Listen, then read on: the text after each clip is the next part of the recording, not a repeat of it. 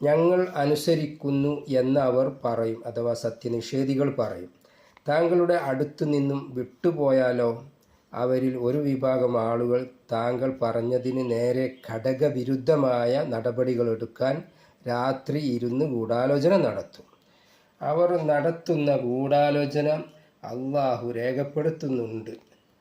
അതുകൊണ്ട് അവരെ താങ്കൾ അവഗണിക്കുകയും എല്ലാ കാര്യങ്ങളും അള്ളാഹുവിൽ ഏൽപ്പിക്കുകയും ചെയ്യുക. ഏൽപ്പിക്കപ്പെടുന്നവനായി അള്ളാഹു തന്നെ മതി.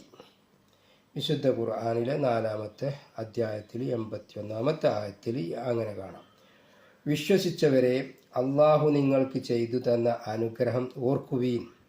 നിങ്ങളുടെ നേരെ ഒരു ജനത തങ്ങളുടെ കൈകൾ നീട്ടാൻ ഉദ്ദേശിച്ച സന്ദർഭം, അഥവാ നിങ്ങളെ ആക്രമിക്കാൻ ഉദ്ദേശിച്ച സന്ദർഭം, അപ്പോൾ അള്ളാഹു അവരുടെ കൈകളെ നിങ്ങളിൽ നിന്ന് തടഞ്ഞു നിർത്തുകയുണ്ടായി. നിങ്ങൾ അള്ളാഹുവിനെ സൂക്ഷിക്കുവിൻ. സത്യവിശ്വാസികൾ അള്ളാഹുവിങ്കൽ വരമേൽപ്പിച്ചു കൊള്ളട്ടെ. വിശുദ്ധ ഖുർആനിലെ 5-ാമത്തെ അധ്യായത്തിൽ 11-ാമത്തെ ആയത്തിൽ അങ്ങനെ വായിക്കാൻ സാധിക്കും.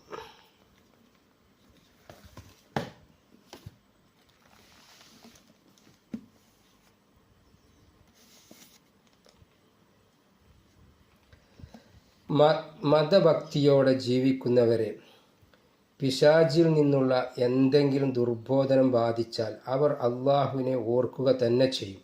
അപ്പോൾ അവർ വസ്തുതകൾ കാണുന്നവരായിത്തീരും. വിശുദ്ധ ഖുർആനിലെ 7-ാമത്തെ അധ്യായം 201-ാമത്തെ ആയത്ത്. വിശ്വസിച്ചവരെ, ഒക്കെ വിശ്വസിച്ചവരോടാണ് പറയുന്നത്, അല്ലാത്തവരോടല്ല.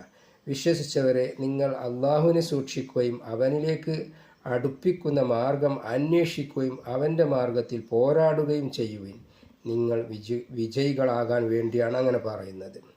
അള്ളാഹുവിൻ്റെയും റസൂലിൻ്റെയും ആജ്ഞകൾ ധിക്കരിച്ച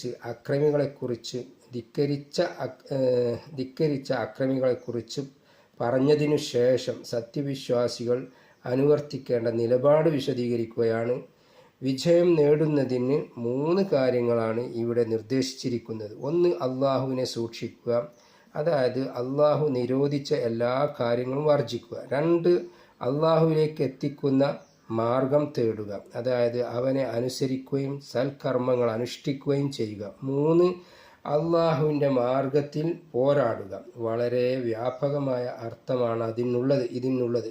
സ്വന്തം ശരീരേച്ഛയെ എതിർത്ത് തോൽപ്പിക്കുന്നത് മുതൽ ശത്രുക്കളോട് ആയുധമെടുത്ത് പോരാടുന്നത് വരെ ഇതിൻ്റെ പരിധിയിൽപ്പെടുന്നതാണ്. അഥവാ ഇവിടുത്തെ കാഫിര്യങ്ങളോടൊക്കെ ആയുധമെടുത്ത് യുദ്ധം ചെയ്യുക എന്നല്ല, ഇങ്ങോട്ട് ആക്രമിക്കുന്ന, ജീവിക്കാൻ